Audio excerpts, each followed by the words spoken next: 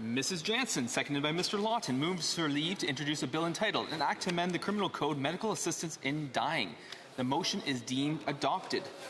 The honourable member for Cloverdale, Langley City. Imagine your son or daughter battling depression for some time after losing a job or maybe a broken relationship. Imagine they feel the loss so deep that they're convinced the world would be better off without them. Now imagine this. Starting in March 2027, under Canadian law, they could walk into a doctor's office and ask them to end their life. And under our law, the system could legally do just that. Our society could end his or her life for solely a mental health challenge. That's not a future scenario. That's the law right now waiting to take effect.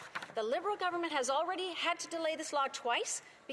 Why? Because medical experts and legal scholars have raised the alarm again and again, saying it's impossible to implement safely. Clinical experts have warned that there's no evidence-based way to determine if someone with a mental illness would get better, and most do. But still, the government is moving forward. And the message it sends? That struggling Canadians, trauma survivors, battling depression... Order. I'll interrupt the member briefly. The Honourable Chief Government Whip on a point of order. Thank you, Mr. Speaker. The member seems to be giving a speech on the subject matter of the bill she's introducing. The point of this is to introduce the bill and give a quick summary of the bill. She hasn't even mentioned the bill yet or what is in it.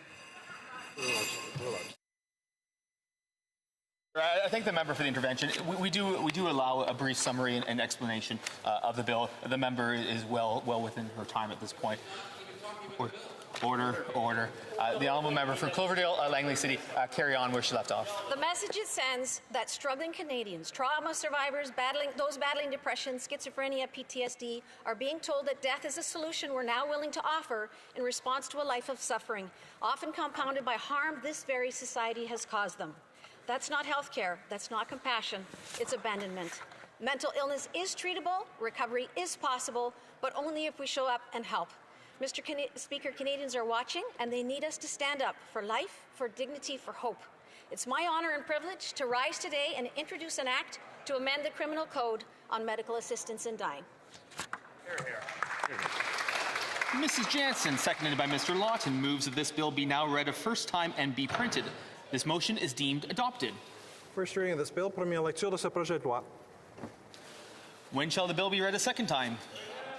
At the next sitting of the House.